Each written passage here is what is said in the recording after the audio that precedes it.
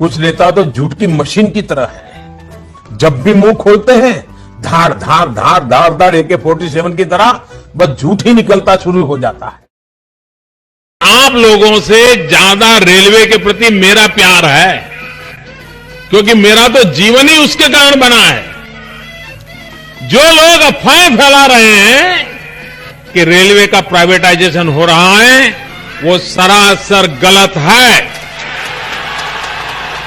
सरकार 151 प्राइवेट ट्रेनों के प्रोजेक्ट को शुरू करने जा रही है। निजी कंपनियों से प्रस्ताव मांगे गए हैं। केंद्र सरकार ने रेलवे में निजीकरण की तरफ पहला बड़ा कदम उठा लिया है। रेल मंत्रालय ने 109 रूट्स पर यात्री ट्रेन चलाने के लिए प्राइवेट पार्टीज को इनविटेशन दिया है। इसके लिए प्राइवेट पार्टीज को 30,000 करोड़ का निवेश करना होगा। पहली बार रेलवे में यात्री ट्रेन चलाने के लिए प्राइवेट पार्टी को आमंत्रित किया गया है। कुछ नेता तो झूठ की मशीन की तरह है। जब भी मुंह खोलते हैं धार धार धार धार धार AK-47 की तरह बस झूठ ही निकलता शुरू हो जाता है। आजादी के बाद से 2014 तक 67 साल में 65 एयरपोर्ट थे, 65, यानी कि एवरेज एक साल में एक हवाई अड्डा। बीते 4 वर्षों में एक साल में 9 एयरपोर्ट उड़ान के लिए तैयार। मोदी जी की सरकार में पिछले 4 साल में सिर्फ 4 नए एयरपोर्ट बने हैं।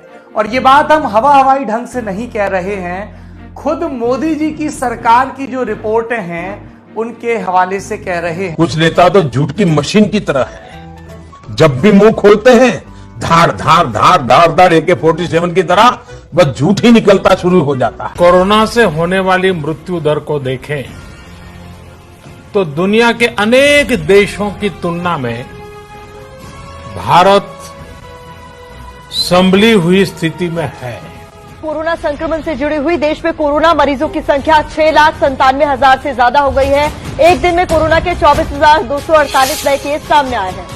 संक्रमित मरीजों की संख्या के मामले में भारत रूस से आगे तीसरे नंबर पर आ गया है। एक्टिव मरीज 2,53,287 है, ठीक हुए 4,24,433। अब तक मौत 19,693 लोगों की हो चुकी है। एक दिन में ठीक हुए मरीजों की संख्या 15,350। कुछ नेता तो झूठ की मशीन की तरह है।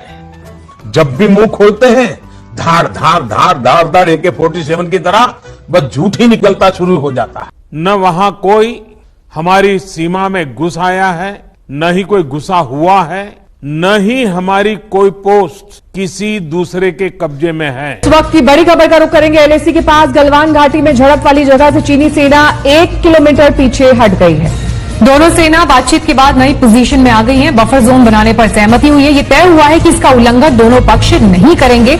और बड़ी खबर इस वक्त आ रही है कि LAC पर झड़प वाली जगह से चीनी सेना पीछे हटी है, करीब 1 किलोमीटर। कुछ नेता तो झूठ की मशीन की तरह है।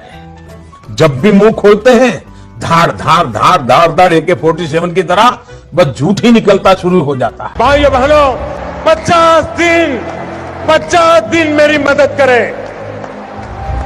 देश 50 दिन मेरी मदद करे। अगर 30 दिसंबर के बाद कोई मेरी कमी रह जाए, कोई मेरी गलती निकल जाए, कोई मेरा गलत इरादा निकल जाए, आप जिस चौराहे में मुझे खड़ा करेंगे मैं खड़ा होकर के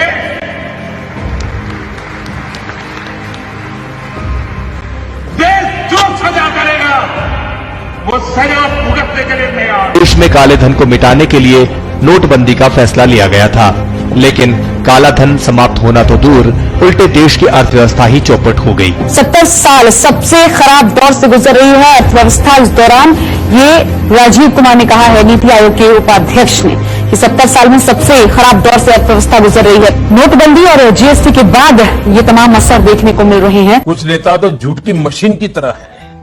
जब भी मुंह खोलते हैं धार धार धार धार धार AK-47 की तरह बस झूठ ही निकलता शुरू हो जाता है। कोई कांग्रेसी परिवार का व्यक्ति शहीद वीर भगत सिंह को मिलने गया था। प्रधानमंत्री मोदी जी, आप गलत सवाल कर गए।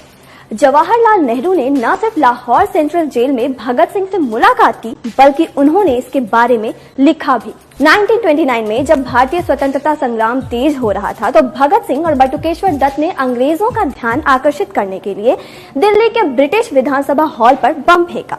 वो इसके लिए गिरफ्तार किए गए और जेल भेजे गए। भगत सिंह ने जेल की स्थिति को बेहतर बनाने का मुद्दा उठाया और जेल में भूख हड़ताल शुरू की।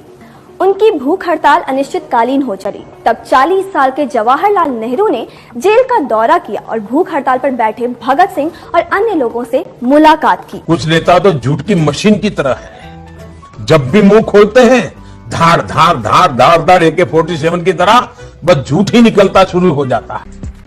पाकिस्तान से युद्ध जीता जनरल थिमैया जी के नेतृत्व में, लेकिन उस पराक्रम के बाद कश्मीर को बचाने वाले जनरल थिमैया का उस समय के प्रधानमंत्री नेहरू और उस समय के रक्षा मंत्री कृष्णा मेनन ने बार बार अपमान किया था, और इसी के कारण जनरल थिमैया को अपने पद से सम्मान के खातिर इस्तीफा देना पड़ा था। 1948 में थिमैया इंडियन आर्मी के चीफ नहीं थे।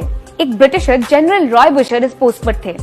थिमैया 1957 में आर्मी चीफ बने और इस पोस्ट पर 1961 तक रहे। जनरल थिमैया ने 1948 में ना तो रिजाइन किया और ना ही रेजिग्नेशन ऑफर किया, और ना ही नेहरू ने उनका कभी अपमान किया।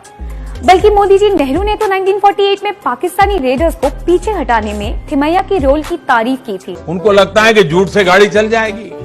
वो जमाना चला गया है, उनको पता नहीं है। आज लोगों को जानकारियां पाने का अनेक रास्ते मिल गए हैं।